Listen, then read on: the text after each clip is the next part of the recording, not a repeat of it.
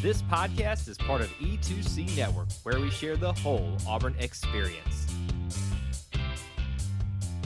David Housel described it best.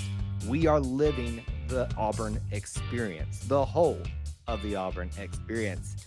So many things fall within that: places, people, concepts, but at its heart, at its core, it's all about our sports, all about the culture, and all about the Auburn family.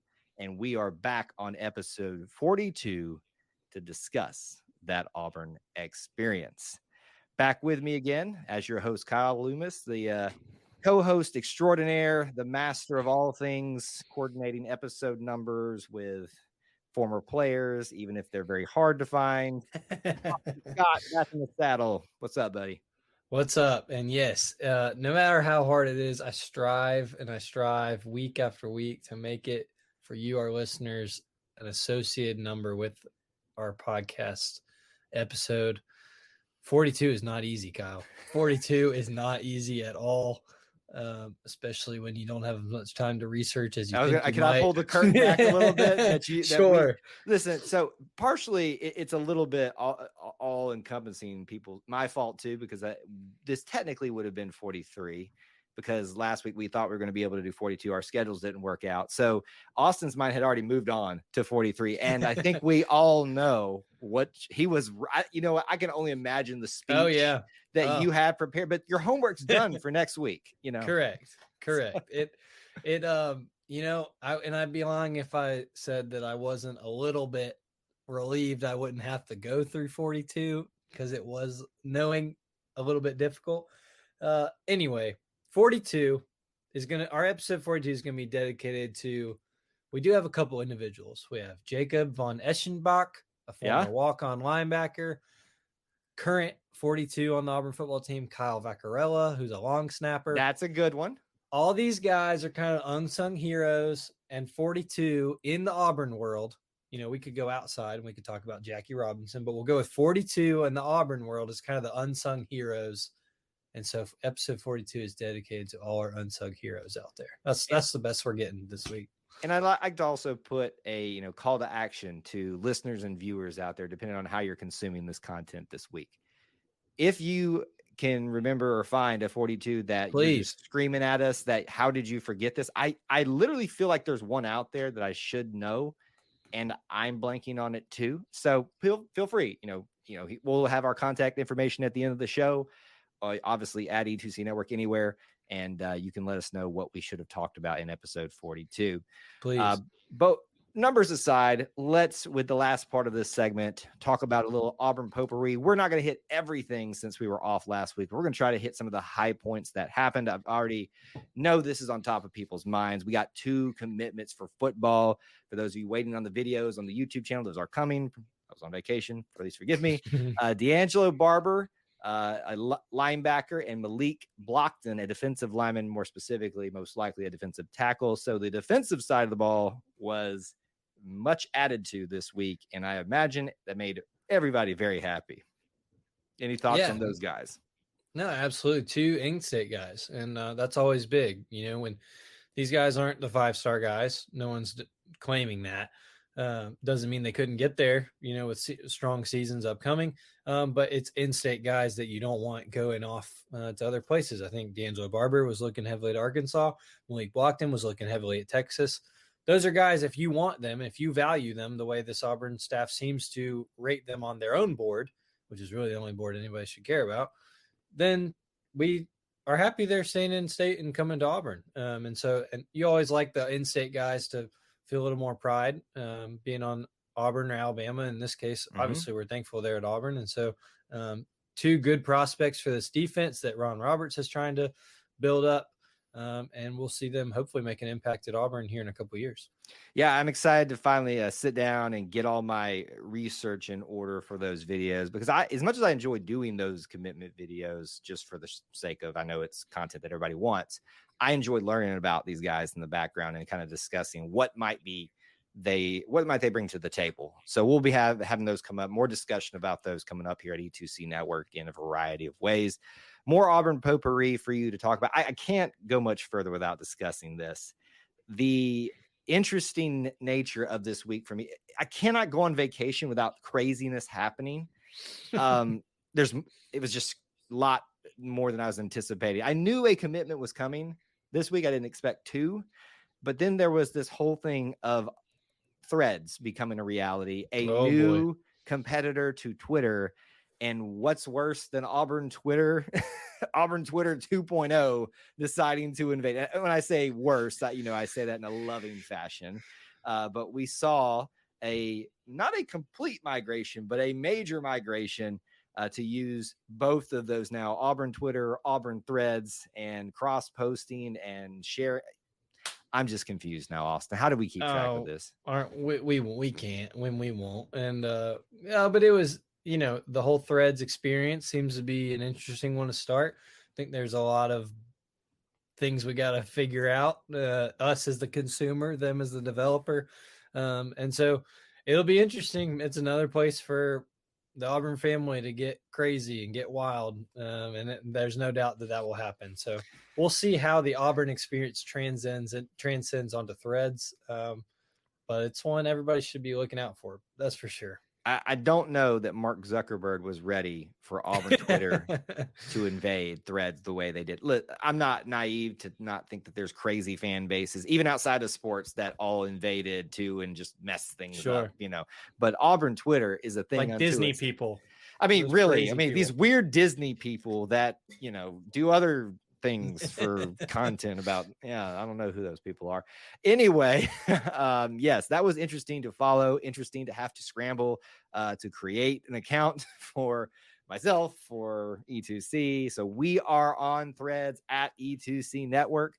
Please come and find us and hang out with us there too. You'll see similar content to Twitter, but we'll try to mix it up a little bit, I did like that, and I'm sure you did too, as the mastermind behind the entire E2C network. I rushed over there, not knowing if I would ever get on Threads or not, to make sure I got my handle Austin G. Scott. I'm sure you were wondering, I got to get E2C network before some rando gets it, that would have ulterior motives. Thankfully, it's connected through Instagram, so you already had it, and I already had mine. But that was my very first thought, is like, oh my gosh, that's another thing I gotta make sure I have my handle for. But you, more importantly, you're trying to make sure the business stays cohesive. Yeah. Don't remind me. It was entertaining. I had something on the beach to entertain me when I was not in the water and getting burned. Speaking of which, that's the next big thing. If I haven't mentioned, I went on vacation.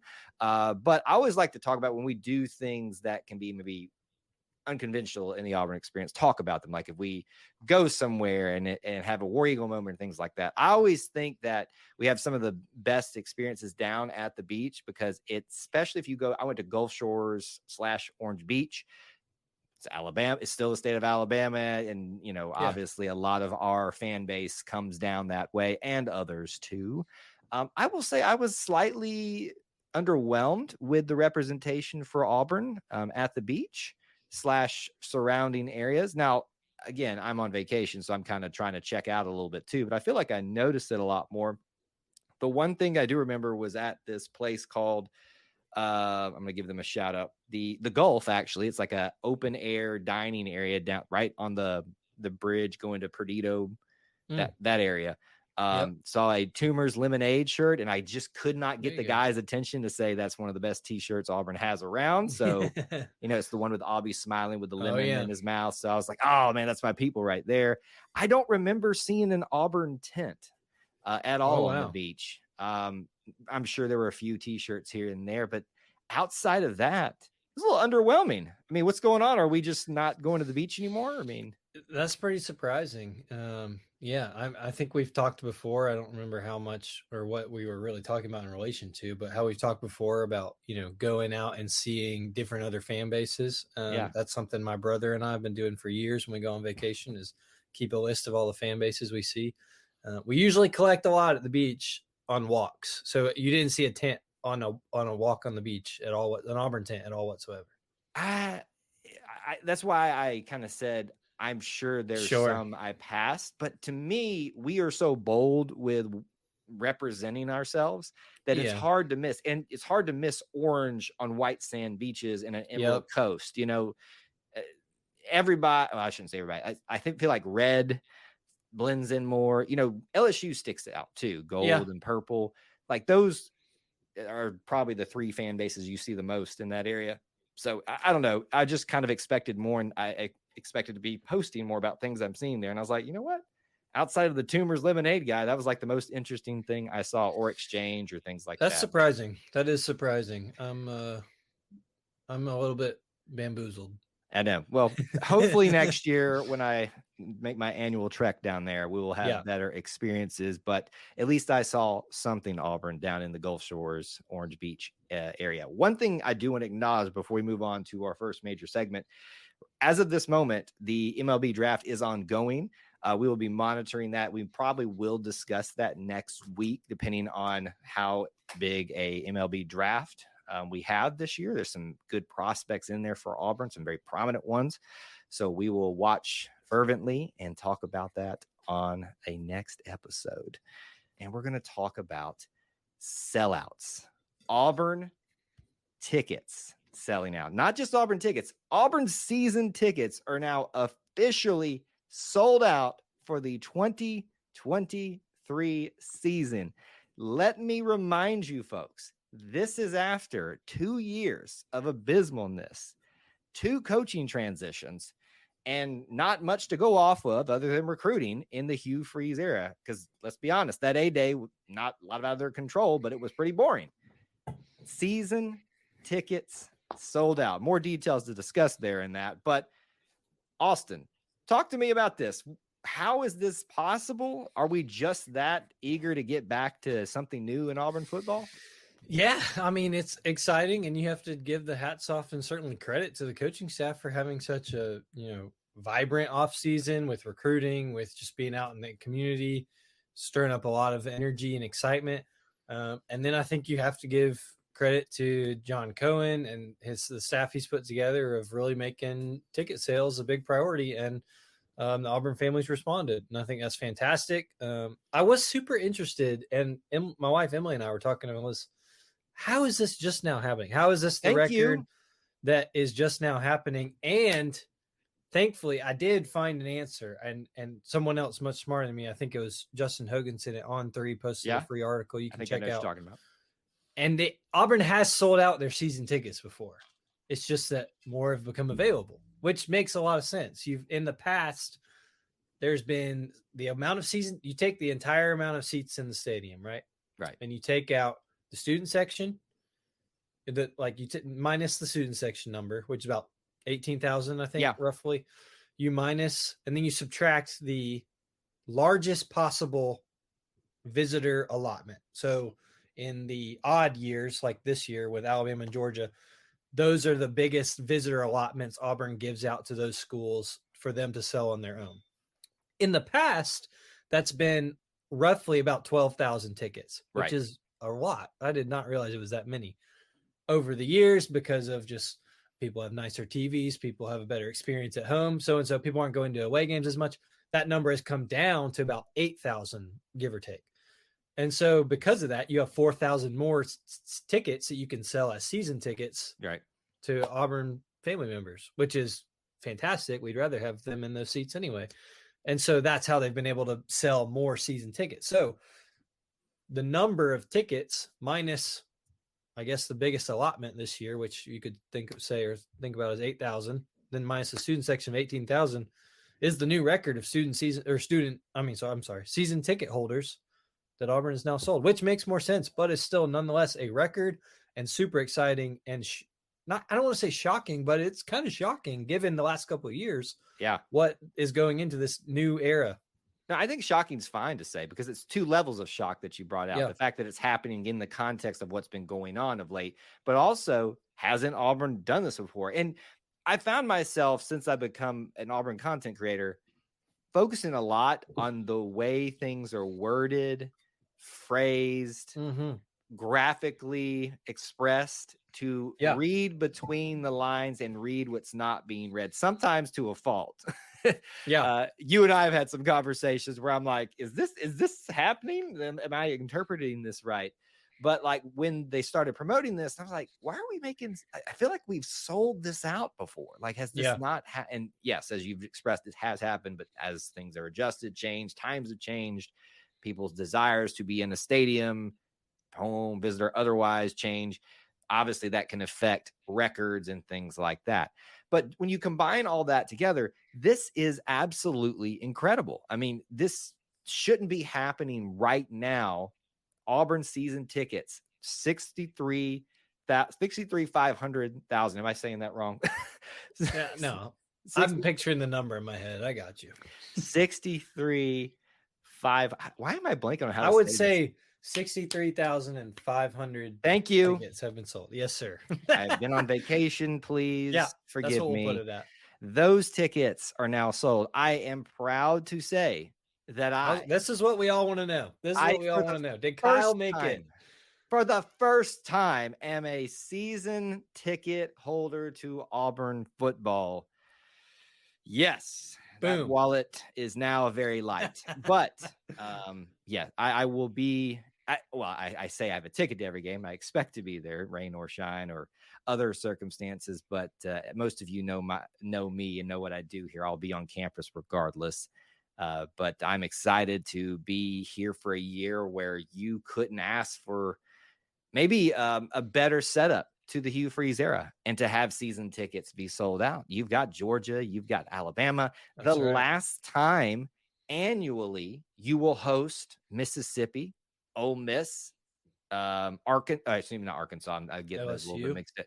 LSU will be part of not the home schedule, but this is even just the home part of it has got so much to look forward to this year. And it's kind of odd because outside of Alabama and Georgia, you're like, well, it's really hit or miss if Ole Miss or Mississippi State are going to be worthwhile games because you don't know what they're going to be like.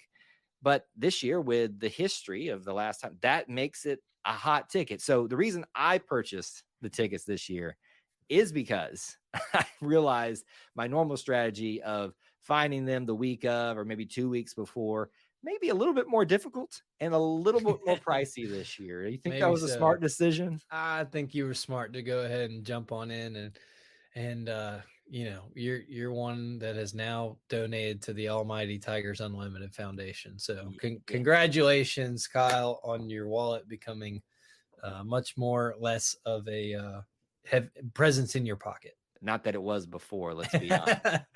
I mean, I am doing from a broadcast studio in a spare room in my house, but that if you ever needed to know how Kyle is doing financially, just know that fact. One day, I see some of these other content creators, Auburn and not out there with their big studios now, and I'm like, that's when you'll know that things are going well. That's right. We're far from that point, but that'd be the goal one day. I have many dreams and ideas about what the studio will look like, where would it be located in Auburn and all that stuff, but the Heyday Market. That we're still open. Heyday Market. Just let us know. I think part of the problem is we've got to actually broach the topic with them and have a day that we can actually meet up together there. So we'll work on it. There's many things that I'm talking about and discussing, but that's not what we're talking about in this. We're talking about season tickets being sold out. Kudos to the staff. Rhett Hobart is one that I would give a shout out. I know that's very much in his purview, and he has a team of people that have been here promoting this without that I'm blanking on all their names. That's just one that's right at the top right there. Just an incredible job pushing this and making people feel like this is something that you need to be on board with this year. And not just for the sake of selling tickets. I mean, that's their job ultimately, is to get butts in the seat to have that experience. But this is an incredible feat, and Auburn fans should take pride in this. You're going to see people making fun, saying, oh, they're really desperate. Like, it's going to happen. Take pride in this, Auburn family. This is a big, big deal this year. It's That's right. Yeah, I'm proud, excited, a little worried about my wallet, but regardless. I'm going to be happy to be there and hopefully see you some this season, sir. Oh, I think we're going to be able to make it happen some this season. Hopefully get the boys there too. Man, I totally forgot. I meant to send you a picture that you could put up on our live stream here, and the other people on just listening to our episode would have to miss out. But we got a picture of the boys in each some Auburn gear this week, and it is quite cute, if I must say so myself. So we'll have to leave that. But talking about the season, there is a game that we're hoping the boys can go to, and we're hoping and praying that it's going to work out for that day as their first game, which we will definitely talk about if that comes to fruition. What might that be? What game? Yeah, what game?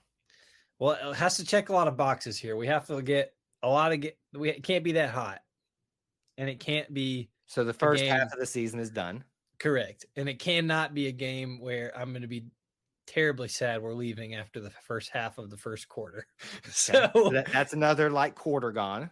We're we're hoping that maybe that game before the Iron Bowl, the game before Thanksgiving is, if the weather aligns, could be a good one for the boys to experience Jordan Hare for the first time.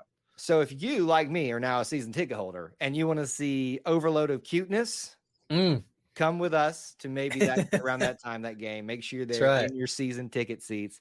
And who knows, they might end up on the Jumbotron because they're so dang cute. Oh, I mean, my dream, what is it, the Simba cam? Yeah, there you go. Emily and I both just holding it. You got to do two. I think it would, it'd be great. I would pay for season tickets just for that. That does it for me. I'm all in. We'll see if it happens. But, if it does, there's going to be 63,500 people that will definitely witness it. So for sure, at least that many. Yep, it definitely will. It's going to be a fun time either way. Let's talk about finally our ongoing, I guess we'll call it a series at this point because it is 3-part topic of wrapping up the 2022-23 athletic calendar year. Previous episodes, we have done the fall. I believe we took a break and then did the winter, and then obviously took a kind of an unscheduled break last time. So it's kind of like a week gap in between in each of those. But if you're interested in hearing about the fall sports, the winter sports, check those out. Now, some of the ones that we talk about here kind of encompass the entire year. So just we know that going in, we're talking about the spring, but some of them aren't ultimately truly spring sports. We're just dividing it up best the way we can. We have a lot to get through tonight, so sit tight. A lot of diamond sports here are going to be discussed, but I want to mention one off the top, and we're not going to be able to go into a lot of detail on all these, but I at least want to talk about them and at least mention them. First off, right here, I want to talk about tennis and how they ended the year. Men's tennis had a pretty good year, did make it to the NCAA opening rounds, but fell to Cornell in those opening rounds. And then for the women's tennis team, they did make it into the NCAA tournament and went a lot farther, beating FIU, Miami, but ultimately losing to NC State in that NCAA tournament. So that is for tennis. We'll hopefully talk about them some more down the line, but we got to move on to some other things. You want to do baseball or softball first? What do you want to do, Austin? Let's talk about softball. Let's talk about softball first. The softball ladies, your final record for the ladies of the Diamond, 43-19. Conference record 15-9, with a pretty decent year. And the great thing that I love, not about just softball, but baseball too, is they kind of felt like they peaked both, or were peaking at the same time, maybe dipping a little bit. So it was kind of riding the wave together of all these different things. Some big moments. They did end up in the NCAA tournament at the Clemson Regional. We did talk a little bit about how frustrating it was to be there a little bit, but I say softball 2023, Austin, what comes to mind for you? Like you mentioned, I think there was a peak that was super exciting, and it seemed like this team was gaining a lot of momentum. It's hard for me not to think about going to the Clemson Regional and not getting out of the Clemson Regional again, even though you get all the way to force that last game and just not being able to do it, which really stinks. And we talked about it at length about how then Clemson went on to play Oklahoma. We knew where that was going no matter what. But still, just, this team is, since the hiring of Mickey Dean, this team struggled to get past the regional round. and I say that cautiously because Auburn softball was really, if we're being completely honest, an afterthought 10 years ago. Right. And it was, getting to the NCAA tournament was a pipe dream for a period there. Right. And so I think that it's cautious expectations to go even higher, but that's kind of what people expect. We've talked about we just talked about season tickets of football. There was a big season ticket jump with softball, a lot of interest during those Women's College World Series years. And so I think Auburn people are eager to get back there. The philosophy and the players that Coach Mickey Dean has brought in have been extremely successful. There's been some tough draws, but still, I think this program can get there. They just need to take that next step, and it didn't happen this year. And unfortunately, they lost some key pieces for next year, and have already kind of reloaded and tried to find new pieces for next season. But this program, I think a lot of Auburn people want it to take the next step. Yeah. It's just a matter of seeing if it comes sooner or later. I think there's been some up and down trepidation, maybe with yes, Mickey Dean under leadership, and that's not my opinions on it necessarily, but I think if you're following on social media, you'll see some of those opinions being shared out there, and it's easy to question too when you see stars, Bree Ellis leaving, and some things with that. I would remind folks there's a lot of nuance to that conversation that is hard to really have on a social media platform. To be fair to both sides, so I hope people do remember that. But he just hired a brand new assistant coach. So it looks like we are going to be still heading in the same trajectory. And I would say I know we're talking about last season, but this feels like it is the time this season to take the next step. And there's plenty of talent still left, plenty of talent coming in. And there were some big moments this year. Maddie Pinta had herself a year. Yes, if we forgot she was Maddie Pinta, she made it clear that she is Maddie Pinta, and she didn't forget about that. That's People right. who follow the softball season know what we're talking about there. I am still very proud of this softball team, despite maybe the frustrations of not getting past that initial round. Maybe, just once NCAA tournament, you could not send us to Clemson. That'd be great. It would be lovely. It's great. It was close by. Auburn fans travel well. It makes it super easy for us, and we did. But let's go somewhere else. For crying out loud. Let's go to Florida State. If you want to send us there, you did that in baseball a lot. So let's just go. Let's do it in softball for a few years now. Either way, we'll watch this season eagerly because I do feel like this is one of those years that is going to be needed to take the next step. But I think they're poised to do so. Let's talk about one of the other actual pairs of programs, too, that I want to mention, men's and women's golf, how they finished on the year. And I'll be honest with you, Austin, and listeners, viewers, that it's hard to kind of really capture the picture of how well some of these programs do in just a small snippet and with our time constraints. So I want to stress that, too. Men's golf did make it to the NCAA championship, and ultimately, out of those 30 teams there, finished 10th overall.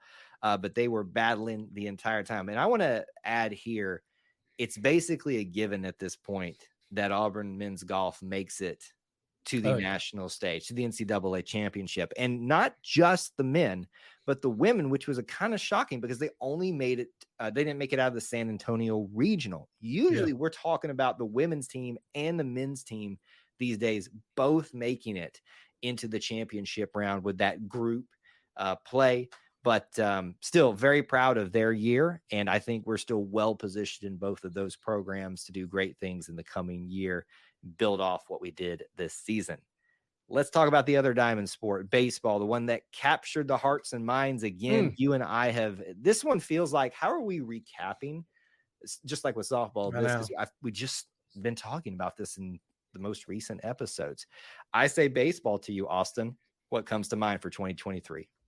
Oh, the win streak. The win streak that they were on to end the year, and the amount of SEC series wins that they were going on. How can you not think about the LSU weekend? How can you not think about, the countless guys who stepped up in big moments? You've got, Cole Foster and Bobby Barrels. Guys that seniors that, and I'm blanking on Howell, Case and Howell, Yep. guys that just left their mark on the program, and went out in a big way. No, this team did not win the regional they hosted. Incredibly disappointing. But I think a lot of Auburn fans are going to remember the last month of that season, month and a half Yeah. of the season where Auburn got hot, came from the literal cellar of the SEC, and put themselves in a position to host, and where they were able to make some noise. And so super exciting. We talked about it so much. Another year that Butch Thompson does what he does, pulls guys in the right direction and gets them back into the postseason. I think a lot of Auburn people were, you don't want to call it a disappointment, but it is in a sense, because that's the expectation Coach Butch Thompson has made for this team to be in Omaha. And because of the momentum, you hope they're going to carry this thing all the way into Omaha, and we'll see what happens. So it's disappointing they didn't get there. But that is the state of the program now. Like, that is what is expected even in the SEC. And so just, a really fun year with this team, and looking forward to next year. There was a lot of talent on this program. We mentioned on the MLB draft, that a lot of them will hear their names selected here in the next few days. That's super exciting. As we look into next year, there's also a lot of guys who are committed to Auburn that might not make it to Auburn because of the MLB draft. That should tell you the state of recruiting and the state of scouting these guys our coaching staff does. And yes, it will stink to lose them and say they will never set foot on Auburn's campus. There's been some great MLB players who were committed to Auburn and never made it there because they got drafted high. But you can't not go after those guys, right? Like, Butch Thompson sees that talent, and the unfortunate thing is professional scouts saw it too. So not unfortunate for the individual and his family, unfortunate for Auburn. Yes. But it was a super exciting year. Every year when Auburn baseball has this kind of year, we talked about this a little bit. It's the last big thing. Like, it's the last big sport that's going on, that a lot of Auburn people are focused on. And it just seems to be this rally to end the year that everybody's locked in on Auburn baseball. So it was no different this year. The thing that I love about the baseball season is Auburn Family needed it this year, because underwhelming is an understatement for football. A little bit underwhelming for basketball at times too, for men's basketball, when we talk about the big three. And you see the expectations that weren't there for baseball on the grand stage, the national writers stage. Nobody's expecting them to do anything, questioning their pitching. Some of that seems to be true as the season gets started, but these bats just stay alive. And then when the pitching kind of starts getting itself figured out a little bit, and it all kind of comes together alongside great coaching, it's amazing what can happen. And we needed the end of that season just to make this year not just crap. Look, as we've trying to talk about throughout this whole series, there are great moments and great things happening all the time. And that's why we call this the Auburn experience, because if you don't value the whole experience, then you're going to be one of those grumpy, hard to deal with people on social media all the time and on message boards. Like, you're just going to be an awful person, frankly. But that's why the Auburn experience is so great, is because of moments like baseball, where even when you're having these down moments, they're not expected to even give you any hope. They give you that hope, and watch this team overcome expectations, overcome anything else that happened throughout the season. And I enjoyed everything about it. And I will say it again. If you question Butch Thompson at this point in his career, you do not know what you're talking about. The man knows how to put a team together and motivate them. And that is a fact. This is the truth. And if you're not excited about Auburn baseball going forward, if you're still not excited about Butch Thompson being the leader of this team, or excited about the recruiting process or anything with Auburn baseball, Plainsman Park, people are excited in Auburn athletics about Plainsman Park because they're getting unique and one-of-a-kind experiences that are coming in Plainsman Park. We've hit on that 2 episodes or last episode. Right. Auburn baseball is in an incredible spot, and they're going to continue to be in an incredible spot with the commitment that the university's put in, the fan excitement, and Butch Thompson at the top. So Auburn baseball, while ended on a disappointing note, it couldn't be more exciting moving forward. It is a good time to be an Auburn Tiger, especially when it comes to baseball. To round out our segment, I would be remiss if I didn't mention our track and field team. We already talked about cross country, that portion of it for the fall. So if you're interested in that, go back and check that out. And I'll be honest with you, we're going to really cut this one short. A lot of great things happened this year. The biggest thing was a brand new head coach in Leroy Burrell. And wow, did he change the outlook of this program. And that's not a knock on Coach Ralph Spry. A lot of great things were happening under him even before his retirement, but it's like some fresh blood came in and kind of reignited what's been there for a long time. Some mainstays stayed for a fifth year, like Maddie Malone, who ended up being a silver medalist on the NCAA championship stage. And the outdoor portion, a lot of those similar things happened in the indoor portion as well. I want to just say this: if you are not paying attention to Auburn track and field, you are missing out on a major portion of the Auburn experience. So please check in this coming year, starting with cross country, all the way to indoor and outdoor. I promise you, you will not regret it. Some very big and exciting things happening there if you are an Auburn family member. That is it. That is the season review completed, Austin. We made it. You feeling good? We made it. You know, it was unintentionally very smart of us to drag this out over 6 weeks to cover all the sports, because now we are only at the beginning of July and we only have to cover a little more time before we really hit topics that are more designed for us. So yes, everyone only has to bear with us for a couple more weeks of whatever we're going to come up with. But we did it. And what a year it was. What a year we have to look forward to. Yeah, you remember that idea when I said we should do all that in one episode? Oh, man, horrible idea. Yeah, don't ever listen to me again. I don't know what I'm talking about. I don't even know why I'm in this chair. So with that being said, thank you so much for tuning into this episode 42 of the Auburn Experience. If you'd like to check in with me, you can find me at Kyle Loomis 24 on Twitter, and I guess on Threads now. That's fun to do. And obviously the E2C network in all those different places. Where can they find you, sir? Yes, Austin G. Scott, Instagram, Twitter, and as you said, now Threads. So come thread with me if you'd like. Sounds so weird. I don't know how I feel about it yet, but you got to get used to it at this point. Thank y'all for tuning in. Until we talk to you again, War Eagle. War Eagle.